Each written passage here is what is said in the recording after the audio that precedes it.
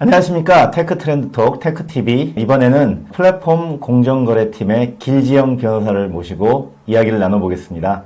안녕하세요. 안녕하세요. 네, 길 변호사님은 우리 펌 테크팀에서 어떤 일을 담당하고 계시죠? 네, 저희가 TMT팀에서 플랫폼 이커머스 팀 맡고 있고요. 그리고 공정거래팀에서도 같이 활동하고 있습니다. 기술 분야 테크 그룹과 공정거래 그룹을 넘나들면서 활약을 하고 계시군요. 네. 네, 감사합니다. 오늘 이렇게 시간 내주셔서. 자, 그러면 이번에 가져온 소식은 어떤 소식인가요? 이번 설 연휴 직전에 공정거래위원회가 기존에 입법을 추진하던 플랫폼 경쟁 촉진법 법안을 전면 재검토하기로 했다는 기사가 보도되었었는데요. 네네. 기존의 법안 제정 계획을 연말에 발표하면서 각계의 비판 의견들이 좀 많았었는데 결국 이걸 받아들여서 법안을 수정하기로 한 것 같습니다. 작년 말부터 올해 초까지 인터넷을 뜨겁게 달궜죠. 네네. 아시는 분은 다 아시겠습니다만 많은 논란이 있었는데요. 올해 2월 달에 임시국회에서 공정위가 이 법안을 추진할 것으로 기대했었는데 약간 김이 새는 것 같습니다. 네네. 이것을 장기 검토한다니요. 구체적인 내용은 어떻습니까? 네, 그 중요 내용은 지배적 플랫폼 사업자를 사전 지정하는 제도하고 그리고 네. 구체적으로 4가지 금지 행위를 법안에서 제시하고 있었는데요. 네네. 사전 지정 제도라는 거는 작년에 해당 사업자의 매출액 같은 자료를 기준으로 해서 그 다음 해에 지배적 플랫폼 사업자를 지정을 한 다음에 그 사업자에 대해서 규제를 하겠다는 것이고, 이런 경우에 이제 규제의 대상이 된 사업자는 자기가 시장 지배적 지위에 있지 않다는 것을 입증을 해야 돼서 결과적으로 입증 책임이 사업자에게 전환되는 효과가 발생하는 제도입니다.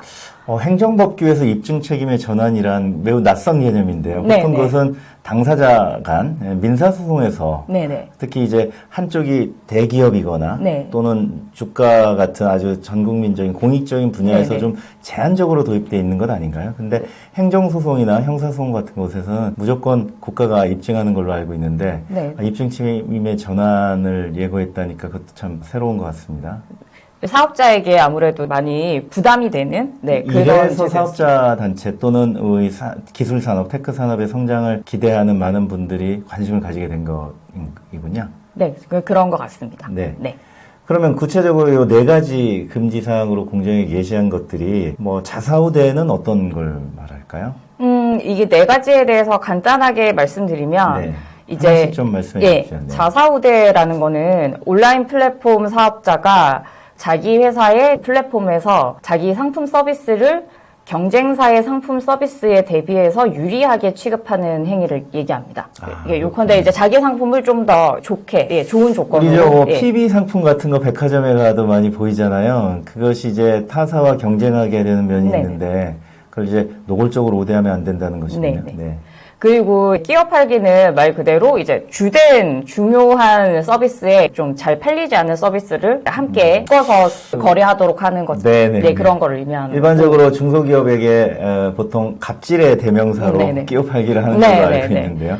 온라인에서 그런 일이 있을 수 있겠죠. 네네. 네. 그리고 멀티호밍 제한이라는 거는 이용자의 경쟁 온라인 플랫폼 이용을 제한하는 것을 의미를 하는데요. 네네. 이제 명시적으로 다른 플랫폼을 이용하지 말라는 것 포함해서 우리 플랫폼만 이용하는 것에 대해서 경제적 유인을 제공해가지고 경쟁 플랫폼을 사실상 배제하는 내용도 여기에 포함됩니다. 과거에 이통3사 대리점이라든지 숱하게 문제가 됐던 것 아닙니까? 네네. 그런 거는 정말 해서는 안 되겠죠. 또 그리고- 마지막은 어떤 것이죠? 네, 마지막으로 최혜 대우 요구는 플랫폼에 입점한 사업자에게 자사 온라인 플랫폼 상에서 거래하는 상품 서비스의 가격이나 거래 조건 같은 거를 다른 유통 경로와 비교했을 때 최소한 동등하거나 아니면 더 유리하게 적용해달라고 요구하는 소위 걸 의미합니다. 최저가 납품 이런 걸 네, 요구하는 네, 거군요. 맞습니다. 이것도 쥐어짜기 가까운 네, 그런 네. 것이네요.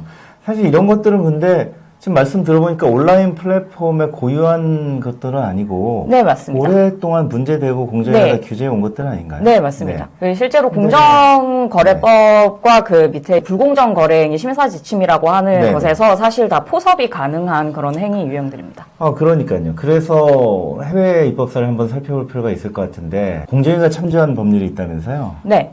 이 공정위에서 많이 참조했다고 알려진 유럽연합의 디지털 자본시장법이라는 네, 법이 네. 있습니다. 약칭으로 DMA라고 하는데 네. 사업자 사전 지정 제도가 그 DMA의 게이트키퍼라는 제도와 매우 유사합니다. DMA는 23년 5월부터 시행이 되었는데 이 법에서 핵심적인 플랫폼 사업자를 게이트키퍼로 지정을 하고 그 다음에 이제 이 게이트키퍼에게 규제를 적용을 하는데, 2023년 9월에 알파벳, 애플 같은 6개사를 지정을 한 다음에 2024년부터, 그러니까 다음 해부터 네네. 규제를 적용하고 있습니다. 지금 화면에 나와 있는 6개 회사인데요. 얼핏 봐도 6개 회사 모두 미국 기업이 5개, 네. 그리고 중국 기업 틱톡을 운영하는 바이트댄스까지 6개인데 아주 강력한 플랫폼 강자들인데, 아니 EU 기업은 하나도 없습니까? 어떻게 미국하고 중국 기업만 전부 지정을 했습니까? 유럽에서는 아무래도 이제 토종 플랫폼이 아직 그렇게 성장을 하지 못해가지고, 그래서. 이들 6개 기업에 치여서 네. 성장을 못하고 있는 상황이고 거의 초토화된 상황이라고 볼 수 있습니다. 네네. 네, 그래서 EU는 DMA법을 만들어서 네. 미국과 중국 기업들을 게이트키퍼라고 해가지고 여러 가지 규제를 하고 있다. 네네. 우리 상황하고 조금 다른 것 같은데요. 네네. 아시다시피 토종 플랫폼들이 있지 않습니까? 네, 구글 등과 어깨를 나란히 하고 있는. 그렇죠. 네, 아직 저희- 구글에 밀리지 않은 네, 우리 네. 자랑스러운 네이버, 카카오, 뭐 기타 등등. 네. 그리고 전자상거래 시장도 뭐 쿠팡을 비롯해서 네, 네. 많은 대형 플랫폼들이 있는데요. 그러면은 이건 EU 상황이고 또 어떤 법을 참고했을까요?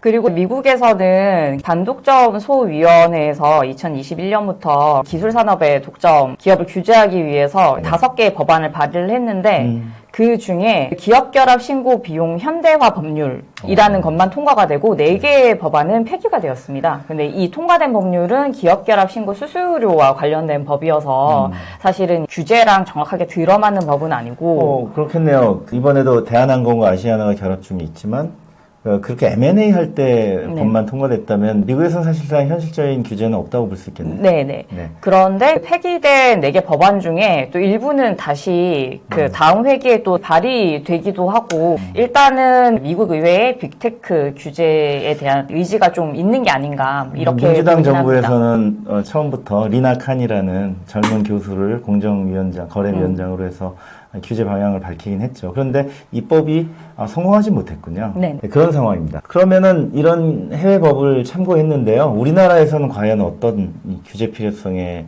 대해서 길 변호사님은 어떻게 생각하십니까?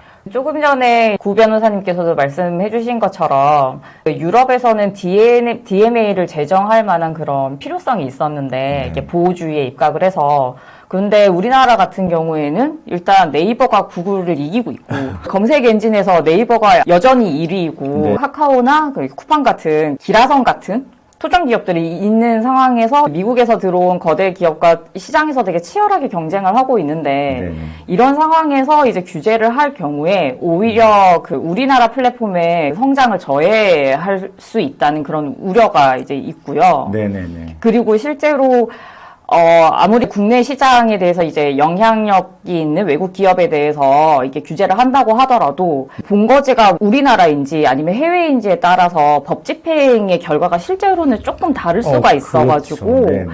그러면은 결국엔 이제 그 국내 기업한테는 되게 엄격하게 집행을 하고 외국 기업에 대해서는 상대적으로 좀 느슨하게 될 수도 사실 규제의 필요성은 있지만 가장 걱정되는 게 바로 그 부분 아니겠습니까? 네. 결국 집토끼만 잡는 거 아니냐. 네. 이걸 많이 걱정하는 것 같습니다. 네. 그렇군요. 그래서 결국에는 이제 역차별이 발생할 수 있겠다. 예. 이게 자칫하다 이제 빈대 잡다 초화삼간 태우는 결과가 네. 나올까봐 걱정이긴 할 것 같습니다. 네, 그 사전 지정제가 아까 말씀해주신 공정거래위원회 입법의 가장 중요한 부분이었는데요. 네. 사실 이 사전 지정이라는 것은 좀 낯설긴 합니다. 근데 알고 봤더니 예전에 이 제도가 네. 있었다가 네. 없어졌다면서요? 네. 어떻게 된 거죠? 태초에 있었다가 폐지된 지도 15년이 된 제도인데요. 네. 그 15년이 아니라 25년인가요? 99년이었으면? 25년이네요. 네네. 아이고, 이거 25년 된 제도를 다시 꺼내올 만한 뭐 이유가 있다면 좋겠는데 어떤 있을까요? 일단 이 유사했던 예전 제도에 대해서 이제 말씀을 드리면 네. 이것도 비슷한데요. 지금 법안이 온라인 플랫폼의 그 지배적 사업자에 대해서 네. 사전 지정을 하는 건데 네. 예전 제도는 그냥 시장 지배적 사업자라고 해서 모든 분야. 예, 모든 분야에 적용을 하는 거였는데 이 제도가 1981년부터 시행이 됐었다가 공정거래법이 그때쯤 시행되지 않았습니까? 네. 처음부터 있던 제도군요. 네, 네, 그러면 거의 한 20년 정도 유지가 됐었는데 네네. 무슨 문제가 생겨서 이걸 폐지하게 됐을까요? 이게 일단은 직전 연도 자료를 기초로 다음 해에 적용 대상이 되는 기업을 지정을 하다 보니까 조사를 하는데 행정력이 많이 소요가 되고 그리고 직전 연도를 기반으로 하는 거라서 막상 해당 연도가 됐을 때는 사정 변경이 있는 경우에 이걸 반영을 할 그렇죠. 수가 없는 그런 문제가 있었습니다. 97년, 98년은 그 IMF가 발생했을 네, 때 아닙니까? 네. 상황이 급변했죠. 네. 그런데 무슨 시장 지배적 사업자냐, 지금 네, 먹고 살기도 힘고 다 네. 부도나고 있는데 아마 네.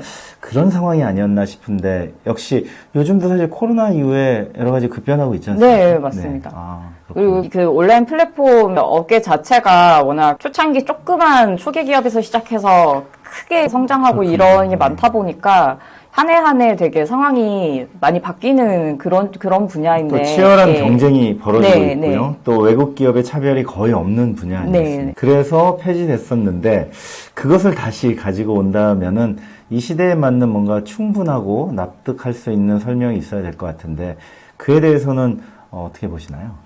그 부분에 대해서는 일단 앞서 말씀드린 것처럼 결과적으로는 이제 사업자에게 입증의 부담을 안기게 되는 그런 제도이고 이미 이게 문제점이 기존 몇십 년 동안 한 20년 가까이 운영을 하면서 네. 문제점이 충분히 다 검토가 된 상황인데 네. 유럽에 유사 입법 케이스가 있다는 것 때문에 좀 충분한 검토 없이 들여온 게 아닌가 라는 그런 생각이 좀 있습니다. 우리도 DMA법을 사실 사전에 갖고 있었다고 볼 수 있겠습니다. 네네. 네, 이런 상황이었습니다.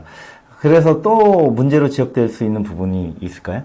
그리고 또 하나의 문제점으로 지적되고 있는 거는 이제 공정거래위원회가 23년 1월부터 네. 이름이 좀 긴데요. 좀 줄여서 온라인 플랫폼 심사지침이라는 거를 이미 제정을 지금 해서 화면에 나오고 있습니다만 네.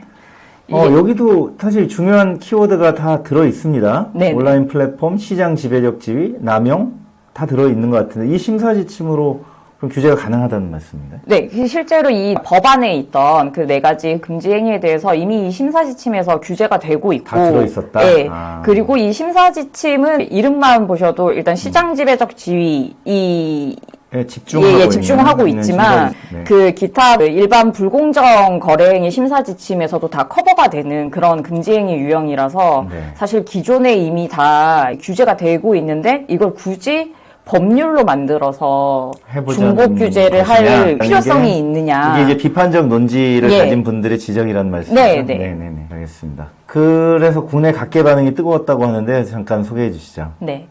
일단 국내 반응에서 2월 5일에 아주 최근에 국회 입법조사처 보고서에서 일단 저희가 지금 했던 얘기와 이제 같은 네네네. 얘기인데요. 기존 규제로도 충분하고 그러니까 사전 지정 방식을 반드시 도입해야 되는지 네. 예, 그 필요성이 분명하지 않고 그리고 민간 자율 존중 원칙을 계속 내세우고 있었는데 이런 규제로 플랫폼 사업자가 스스로 너무 시장 지배적 지위를 갖지 않기 위해서 본인이 성장을 오히려 좀 주저하게 되는 하거나, 예, 네. 포기하거나 이렇게 네. 유인할 수 있는 문제점이 있을 수 있으니 법 제정에 신중해야 된다는 의견을 냈습니다. 정부가 추진하는 입법에 국회 입법조사처가 나서서 네. 이렇게 명시적으로 비판하는 보고서를 낸다는 것도 참 보기 힘든 장면인 것 같습니다. 네, 맞습니다. 네.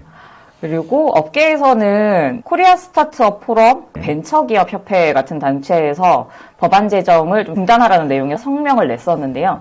네. 이거는 실제로는 협회 등에 이제 소속된 기업들이 사실은 아직 그렇게 거대 기업이 아니기 때문에 네네. 대기업이 아니기 때문에 법안의 수혜자가 될 수도 있는데도 그렇지 않습니까? 예, 네. 그런데도 반대 의견을 냈다는 거는 결국에는 기업들의 성장에 한계점이 생길 것이다. 네. 네, 그런 우려에서 반대 입장을 표명한 것으로 이해되고 스타트업 있습니다. 단체들도 우리도 다 거래 플랫폼이 되고자 하는 거지. 네. 우리가 언제까지 네, 맞습니다. 을로 살 것이냐. 네. 이건 아니다. 네. 본질을 네. 잘 못 보신 거다. 이런 네. 취지로군요. 네, 네. 이것도 새겨 들어봐야 될 그 부분인 것 같습니다. 네. 그리고 전반적으로 뉴스 기사 등의 이제 언론에서도 이제 이런 내용들을 인용을 해서 좀 비판적인 논조의 기사가 많이 있었습니다. 네, 그랬군요. 또 다른 동향이 있었다면서요? 그리고 해외에서는 네. 또 1월 말에 미국 상공회의소에서 발표해서 우리 법안 제정에 대해서 우려를 표했는데 미국 같은 경우에는 이제 EU의 DMA 시행으로 인해서 피해를 많이 보셨겠죠. 네. 게이트키퍼 네, 6개 네. 중에 5개가 미국 기업이다 보니까 또 비슷한 법안이 네. 한국에서 나오는 거에 대해 우려를 표현한 것이군요. 네네 그렇습니다. 아니 주한 미 상공회의소도 아니고 미국의 상공회의소에서 이런 것을 발표했다면 우리가 굉장히 이슈의 중심에 섰다는 생각도 듭니다.